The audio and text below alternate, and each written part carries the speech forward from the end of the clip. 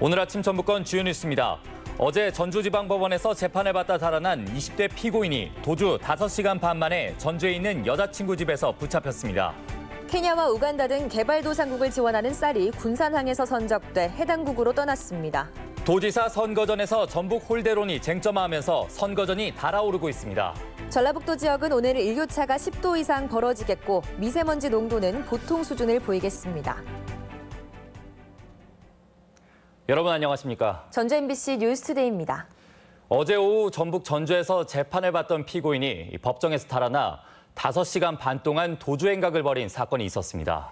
20대 남성의 우발적인 범죄였기에 망정이지 자칫 아찔할 뻔했던 순간이었습니다. 한범수 기자의 보도입니다. 전주지방법원에서 경찰관 모욕 등의 혐의로 재판을 받던 21살 A씨가 돌발 행동을 한 건 어제 오후 2시 20분쯤이었습니다. 선고가 이뤄질 무렵 재판관이 징역 8개월의 실형을 언급하자 A씨가 갑자기 법정 밖으로 뛰쳐나간 것입니다. 이 과정에서 옆에 있던 여성 보안대원의 손을 꺾고 밀치기까지 했습니다. 정원경찰을 밀친 A씨는 이 법정 출입문을 통해 빠져나왔습니다. 하지만 달아나는 피고인을 막는 사람은 아무도 없었습니다. 이후 A씨는 곧장 법원 정문으로 향했는데 그곳에서조차 별다른 제지를 받지 않았습니다. 법원 직원과 교도관 등 10여 명이 황급히 뒤를 쫓았지만 이미 도주범의 행방을 놓쳐버린 뒤였습니다. 경찰은 CCTV와 탐문 수사를 통해 A씨가 전주에 있는 여자친구 집에 숨어 있다는 사실을 파악했고 결국 도주 5시간 반 만에 검거에 성공했습니다. 여자친구가 살고 있는 그 집에 은신하고 있는 그 상태였습니다. 그 문을 열 수 있도록 좀 설득을 해가지고 안에서도 나올 수 있도록 그렇게 한 겁니다. 경찰 수사에서 A씨는 교도소에 들어가는 게 두려웠다고 진술한 것으로 알려졌습니다. 왜 도망갔나요? 네, 심정이 어떠세요? 한 말씀만 해주세요. 검찰은 A씨가 지난달 4월에 있었던 선고 공판에도 참석하지 않았다며 도주 우려 가능성이 높다고 보고 A씨를 구속했습니다. MBC 뉴스 한범수입니다. 한때 국제사회로부터 식량 원조를 받던 우리나라가 처음으로 중동과 아프리카에 쌀 5만 톤을 지원합니다. 군산항에서 첫 출항 행사가 열렸는데요. 이몽진 기자가 취재했습니다. 중동과 아프리카의 원조용으로 지원하기 위한 쌀이 40kg 단위로 포장돼 차곡차곡 선적됩니다. 내전과 식량난을 겪고 있는 예멘과 에티오피아로 각각 12,000톤과 10,000톤이 보내지게 됩니다. 올 1월 FAC 식량 원조 협약에 가입한 우리나라는 국제기구인 WFP 세계 식량기구를 통해 처음으로 인도적 지원에 나섰습니다. 과거 그 쌀 원조를 받던 수혜국에서 이번에 공여국으로 지위가 바뀐 세계에서 유일한 국가입니다. 그래서 큰 의미가 있다고. 군산항에 이어 목포와 마산항에서도 추가로 원조쌀이 케냐와 우간다에 지원되는데 올해에만 4개 나라에 총 5만 톤, 460억 원어치가 제공될 예정입니다. 농업인 단체는 과거 원조를 받았던 우리나라가 G7 국가들과 어깨를 나란히 하며 개발도상국을 지원할 수 있게 된 데 큰 의미를 두었습니다. 우리가 이제 나만 잘 먹으면 된다는 생각에서 벗어나 이웃도 챙길 줄 아는 성숙한 나라가 되었다는 점에서도 뿌듯합니다. 쌀 원조에 나선 한국에 대해 부러운 시선을 보낸 수혜국 외교관들은 자국의 식량난을 덜 수 있는 계기가 마련됐다며 감사를 표시했습니다. The food aid that will go through WFP to Kenya will be felt not only in Kenya but also in the countries that surround Kenya. 이번 원조쌀은 국내 연간 생산량의 약 1.2%에 해당하는 물량으로 쌀 수급 안정에도 긍정적 요인이 될 것으로 보입니다. 또한 꾸준한 해외 원조가 국내 농업 기반을 튼튼히 하는 기폭제가 될 것이라는 전망도 나오고 있습니다. MBC 뉴스 임홍진입니다. 정부가 한국 GM의 회생 방안을 최종 확정했습니다. 혹시나 하고 기대를 했었지만 군산 공장 재가동은 사실상 힘들어졌습니다. 이경희 기자입니다.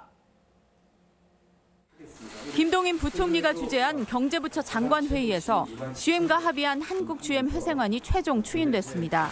산업은행의 8천억 원을 포함 총 3조 9천억 원이 출자되고 GM이 10년간 한국 GM의 최대 주주 지위를 유지하며 경쟁력 있는 신차 2종을 부평과 창원에 배정하기로 했습니다. 관심을 끌었던 군산공장 대책은 추후 활용 방안을 GM과 신속하게 협의한다가 전부였습니다. 전기 상용차 자율주행 전진기지 등 대체 보안 산업을 육성하겠다는 약속이 있었지만 정부가 기존에 내놨던 대책들입니다. GM 군산공장은 이달 말 폐쇄됩니다. 현재 남아있는 650여 명의 직원들도 장기 휴직이나 다른 공장에 배치됩니다. 결국 군산공장은 재가동을 기약할 수 없게 됐습니다.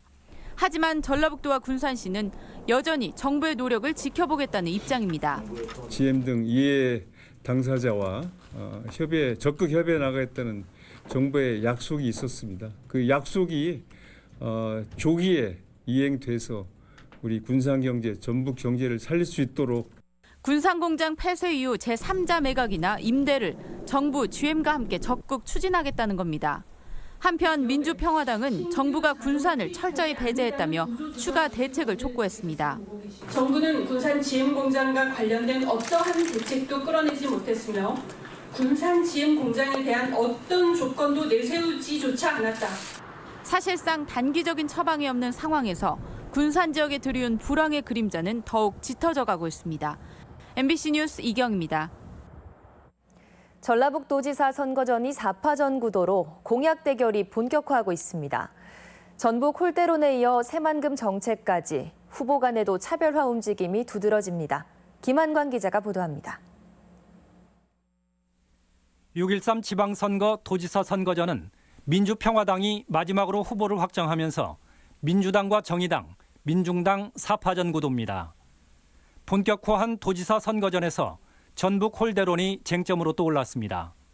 문재인 정부의 전북 차별로 지역 경제가 위기 상황인데 전라북도는 대안도 없이 방치하고 있다는 겁니다. 송하진 지사는 기자 간담회까지 자청해 현 정부의 전북 챙기기를 강조하며 진화에 나섰습니다. 최고 의사결정권자의 머릿속에 전북이 있다는 사실이 저는 매우 중요하다고 봅니다. 하지만 임정혁 후보는 경남의 조선과 자동차 산업을 살리기 위해 정부 지원이 집중되고 있다며 끝장 토론까지 제안하며 공세를 높였습니다.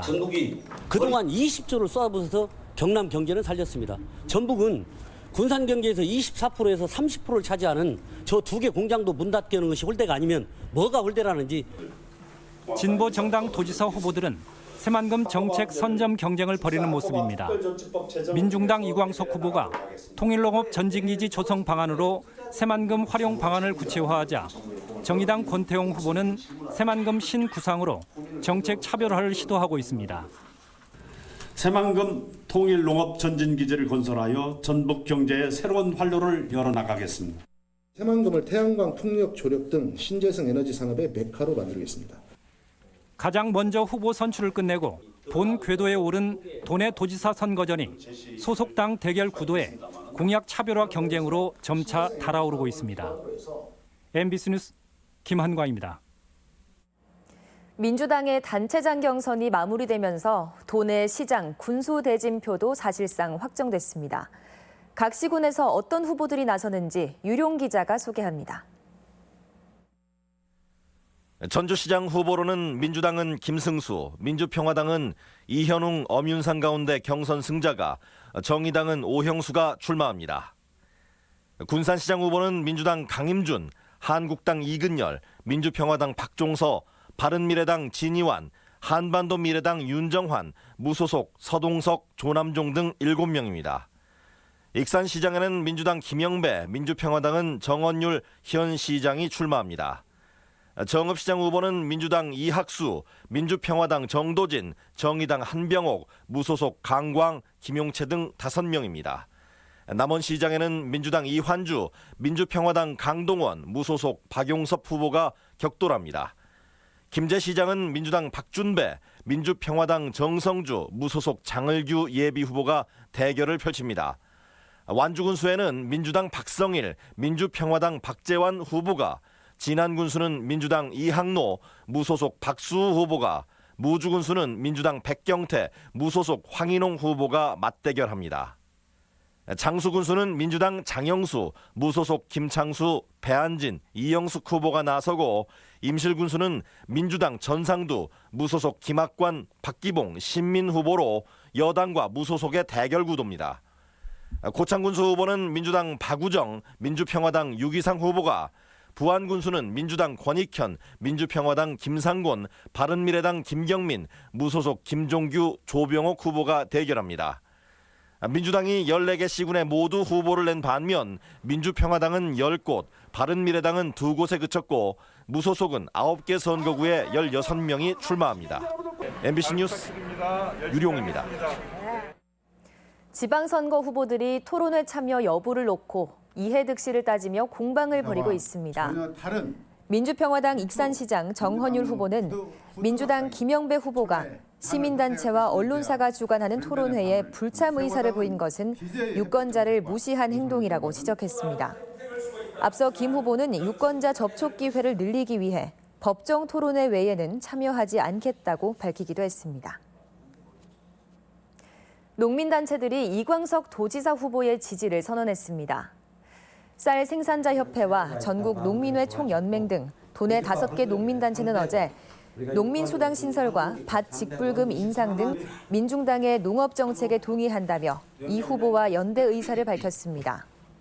도내 농민단체들은 통일농업의 가능성까지 제시한 민중당에 공감하고 도지사 당선을 지원하기로 했습니다.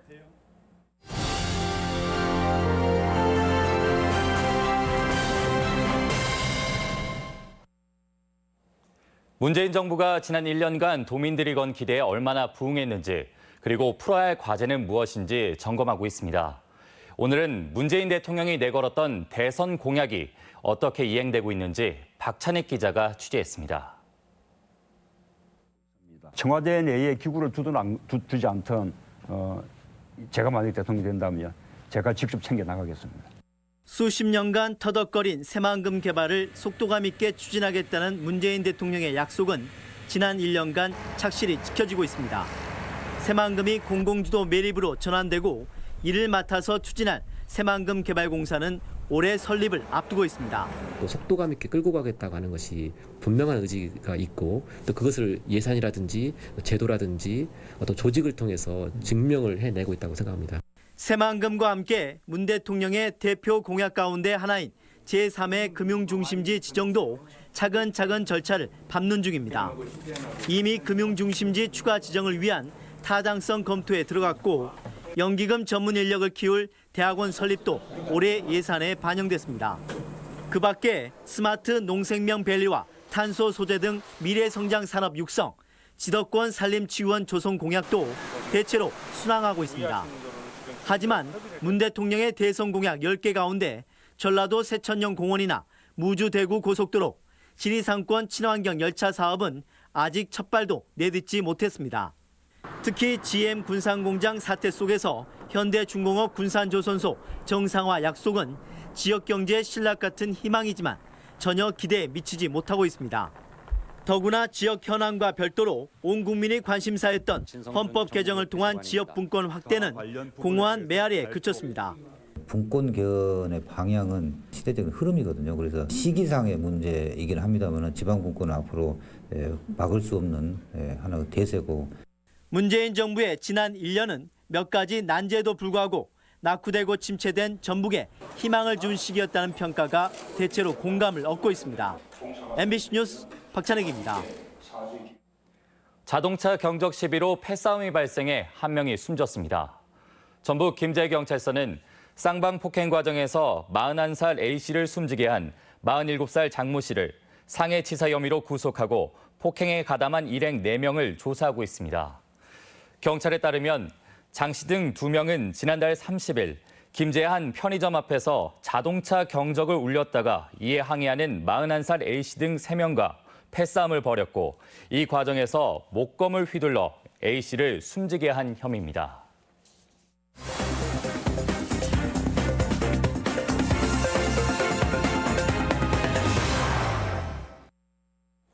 네, 도내 각 자치단체에서는 운전면허 취득, 고향 방문 지원 등 결혼 이주 여성들을 위한 다양한 사업을 추진하고 있습니다. 이 가운데 순창군이 한국 요리가 서툰 이주 여성들의 요리 실력은 물론 식생활을 개선할 수 있는 요리 교육을 진행해 호응을 얻고 있습니다. 지역 소식 송인호 기자입니다. 순창군 다문화가족지원센터가 결혼 이주 여성들이 한국 음식 문화에 적응할 수 있도록 돕고 있습니다. 다문화센터는 한국 식단과 요리에 서툰 이주 여성들을 대상으로 오는 10월까지 주 2회 식생활 개선 요리 교육을 진행하는데 다양한 밑반찬 만드는 법과 소스를 활용한 요리법을 제공합니다. 결혼 이주 여성들이 한식을 이해하고 적응할 수 있도록 함으로써 가정에서 식생활 개선과 가정 건강에도 도움을 줄 것으로 기대하고 있습니다.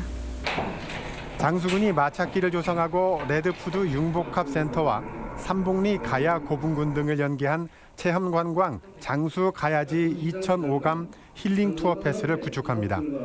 먼저 각 분야 협업을 위해서 장수목장과 장계시장 상인회 등 14개 기관과 업무 협약을 맺고 이달 말 국토부 지역수요 맞춤 지원 공모 사업에 신청할 예정입니다. 말 산업을 비롯 장수 레드푸드 융복합센터 등을 연계 발전시켜 장수군이 한 단계 도약할 수 있는 계기가 될 것으로 기대합니다. 김재 씨가 주식회사 드론맵과 스마트 농업용 드론 활용에 관한 업무 협약을 체결했습니다. 이들 기관은 스마트 농업용 드론 발전 기술을 위해 협력하고 드론 관제 시스템 구축에 상호 협력해 나가기로 했습니다. 한편 김재 씨는 농촌 지역의 일손 부족 대안으로 무인 헬기나 광역 방제기 등 농업용 드론을 지원하고 있습니다. 정읍 시기동 주민센터와 주민자치센터가 새롭게 준공돼서 주민들의 복합 문화 공간이 될 것으로 기대되고 있습니다. 옛 보건소 자리에 들어선 센터는 총 3층 건물로 민원실과 다목적 강당을 갖췄으며 주민자치 프로그램으로 요가와 에어로빅, 탁구가 진행되고 6월부터는 체력 단련실도 운영됩니다. MBC 뉴스 송윤호입니다. 다음은 우리 지역 행사와 문화 소식입니다. 전주국제사진제가 내일부터 20일까지 전북예술회관 등 전주시 일원에서 개최됩니다. 전주불교연합회가 오늘 풍남문 광장에서 부처님 오신 날 기념 나눔 음악회를 엽니다. 택견을 알리고 보존하기 위한 공연이 오늘 완주 문예회관에서 마련됐습니다. 비올리스트 리처드 용재오닐과 피아니스트 임동혁의 듀오 리사이틀이 다음 달 2일 한국소리문화의 전당에서 열립니다. 과거 문 무관들의 복장으로 사용된 천릭 한복을 원피스로 현대화한 전시회가 군산 근대역사박물관에서 열리고 있습니다. 전주 지역 자활센터가 오늘 평화동 알펜시아 웨딩홀에서 지역 사회복지 지원 기금 마련을 위해 바자회를 엽니다. 전주 서신도서관은 오늘부터 4주간 매주 금요일 생활 속 법률 지식을 알려주는 시민 로스쿨 프로그램을 운영합니다.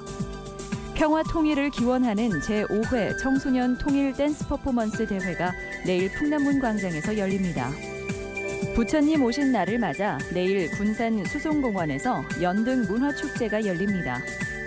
전라북도 사회복지공동모금회 지회장 이취임식이 오늘 전주 고궁단에서 있습니다.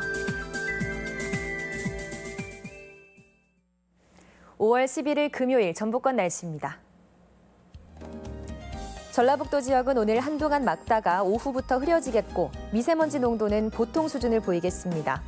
오늘 낮 최고 기온은 지난 22도, 전주 24도 등 21도에서 24도의 분포로 어제와 비슷하겠고 일교차가 10도 이상 벌어져 건강관리에 주의가 필요합니다.